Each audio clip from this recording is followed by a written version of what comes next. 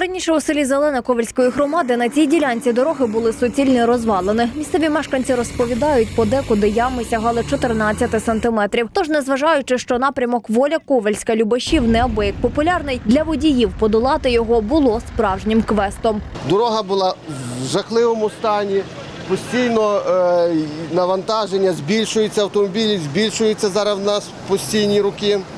І дорога, практично її не було, тої дороги, можна так сказати. Втім, шлях у підпорядкуванні служби місцевих автомобільних доріг у Волинській області. Тому почати ремонт тут було не так просто. Довго боролися, я як староста, міський голова і я як депутат районної ради неодноразово зверталися в службу місцевих автомобільних доріг з приводу усунення даної проблеми.